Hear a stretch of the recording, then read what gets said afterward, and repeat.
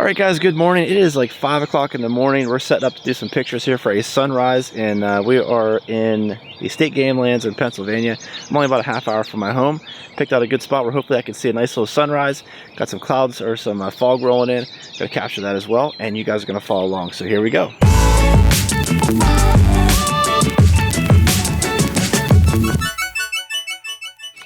Okay, so what I'm working with today, I have a Pentax K1. This is the Mark II version.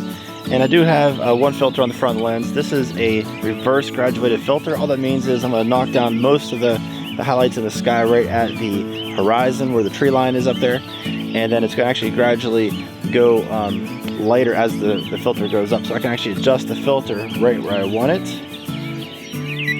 Some of my favorite shots actually come before the sun even comes up.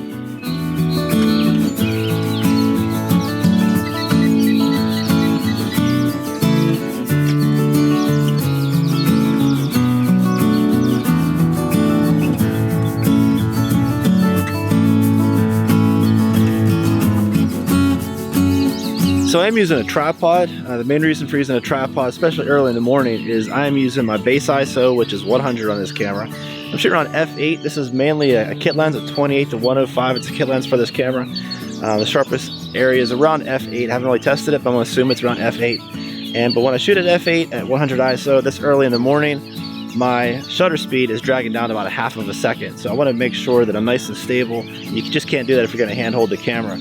So using a nice sturdy tripod is definitely needed for early morning sunrise photos.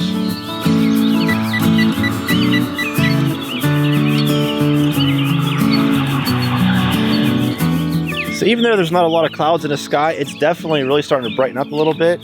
There's a few clouds, just enough to give it some color. And what you're looking for as far as clouds go, you want a nice high cloud. You can look that up online. You can see what the base is going to be, where the base cloud's going to be. You want it to be fairly high. Any kind of low cloud cover is not going to look very good for a sunrise or a sunset. You want the base to be pretty high. And there's places you can go online and look at. There's apps you can pull up.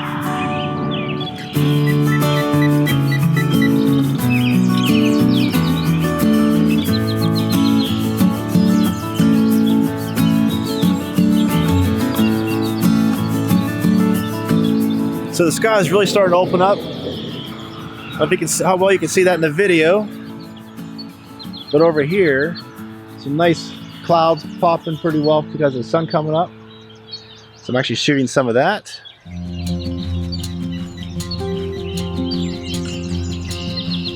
Really has some really cool fog rolling across this, and trying to capture that in the frame as well.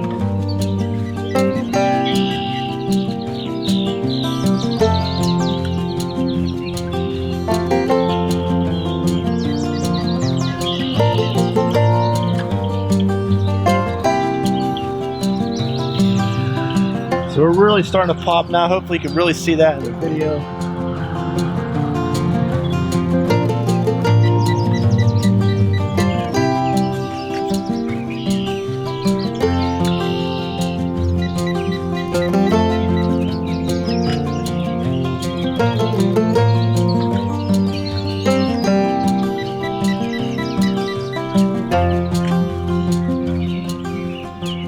Brilliant. Okay, so I got about as many shots as I'm probably going to get as far as the clouds and how warm everything was going to be. The sun hasn't even come over the ridge just yet, because there is kind of a ridge line there. It's kind of elevated.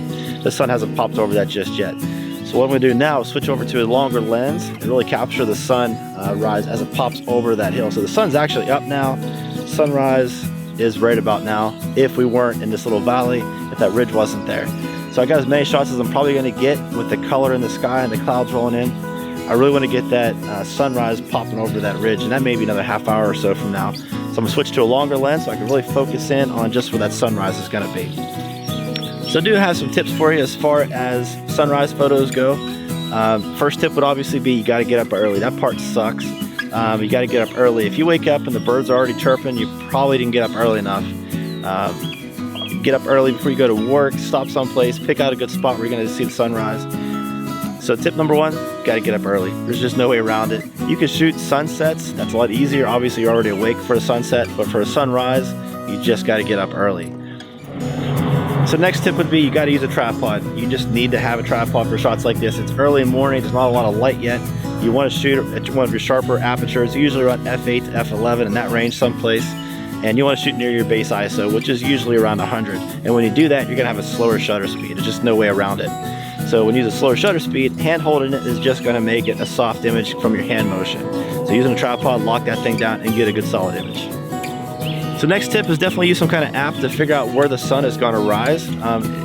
If you don't have any experience in the area that you're going to, you can download some apps that'll show you where the sun rises and even the sunset, and really pick your spot. That's what I did here. I went online last night, figured out where I wanted to be this morning, and it worked out perfectly. The sun hasn't come up yet, but I can see exactly where it's going to be.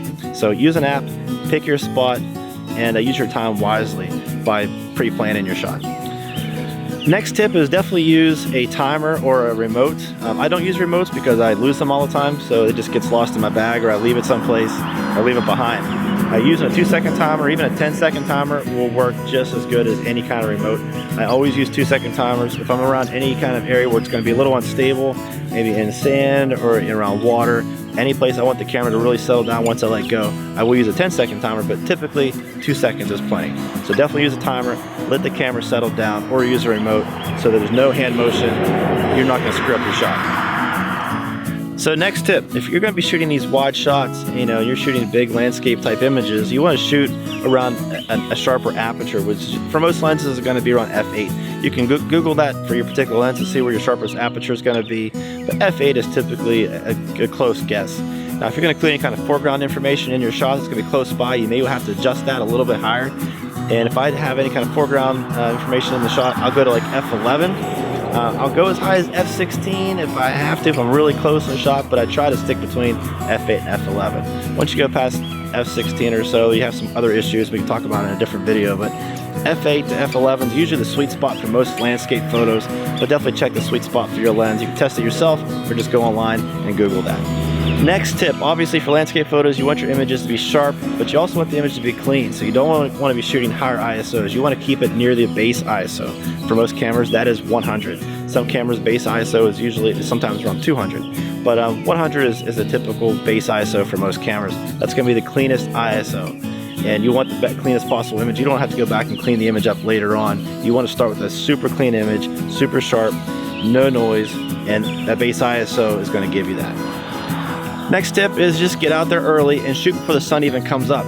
Most of my good shots happen before the sun even comes up. Like I've already got some awesome color in the sky before the sun ever came up, and that was half hour, 45 minutes ago.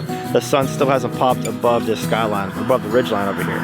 If you live in a city or live in a town where there's mountains like West Virginia, or even here in Pennsylvania where there's hills, you have to get up early and then even stay up a little bit later as the sun pops over the ridge. And now if you're in some of the states where it's flatter terrain, you don't have that issue. Sunrise is typically going to be when it says it's going to be. So if the sunrise says online it's going to be 6 o'clock, it's probably going to be 6 o'clock. Here it's going to be like 6:30, it's going to pop over that ridge. But the colors in the sky started happening around 5:30, which is a half hour before the sunrise actually came up. So you got to get up early, no way around that. Next tip is consider using a longer lens. Don't always go super wide. I have really wide lenses. I have 15mm lenses. Today I didn't go any wider than 28. I had a 28 to 105 on there to get started, to get my shots. I didn't want to get a super wide shot for this particular shot here, this particular location. And now that the sun's actually coming up, I've switched to a longer lens, the 70 to 200. So keep in mind, you don't always have to shoot super wide. You can always zoom in and get some tighter shots, and we're going to do that right now.